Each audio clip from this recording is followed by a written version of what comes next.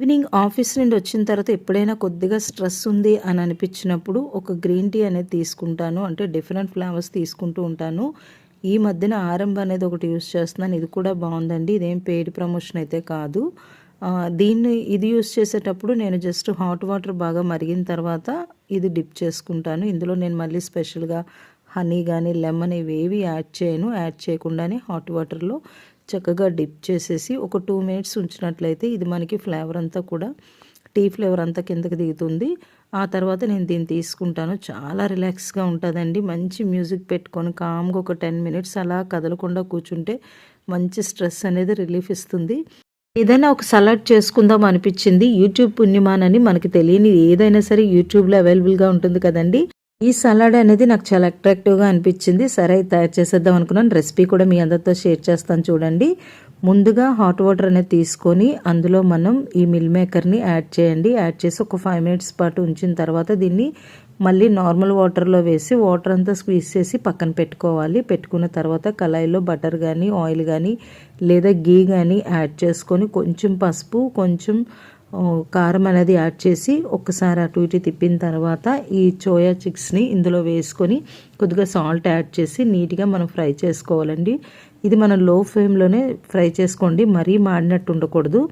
Just అలా fry చేసిన తర్వాత దీన్ని సపరేట్గా ఒక బౌల్లోకి తీసుకుందాం. తీసుకున్న తర్వాత మనం దీన్ని ఇందులో ఒక కట్ చేసిన చిన్న చిన్న ముక్కలు ఆనియన్స్, క్యాప్సికము, క్యారెట్, టమాటో మీ దగ్గర ఏవి అవైలబుల్గా ఉంటే అవి కుకుంబర్ ఇవన్నీ కూడా యాడ్ చేయండి. యాడ్ చేసుకొని ఒకసారి బాగా కలుపుకోవాలి.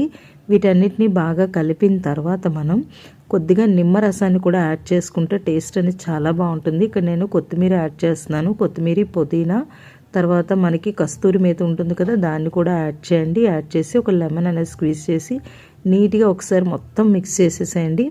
మిక్స్ చేసి దీన్ని టేస్ట్ చేసినట్లయితే చాలా బాగుంటుంది. అయితే ఇలా తీసుకోవడం కన్నా అంటే కొంతమందికి ఇది మరీ రాగా ఉంది తినలేము అనుకుంటే కనుక దీనికి మనకు కాంబినేషన్గా రైతా అనేది నేను ఒకటి చెప్తాను. రైతాతో తీసుకోండి. ఇక్కడ నేను కర్డ్ అనేది తీసుకున్నాను. తీసుకొని ఇందులో కొంచెం జీలకర్ర పొడి, చాట్ మసాలా ఇలా ఏదున్నా సరే మిరియాల పొడి యాడ్ చేసి ఒకసారి బాగా మిక్స్ చేయండి. ఇంక ఇందులో సాల్ట్ అయితే యాడ్ చేయకండి. అంతే అండి. చూసారు కదా, హై ప్రోటీన్ సలాడ్ అనేది నిమిషాల్లో తయారైపోయింది. నేనైతే ఒక 3 స్పూన్స్ అనేది సర్వ్ చేసుకుంటున్నాను. మిగతాది పిల్లల కోసం అని ఉంచేసాను. ఇది మంచి హై ప్రోటీన్ ఉంటుంది కాబట్టి మీరు పిల్లలకు కూడా హ్యాపీగా చేసి పెట్టండి. ఇలా మనం రైతా కూడా యాడ్ చేసుకొని తిన్నట్లయితే చాలా బాగుంటుంది.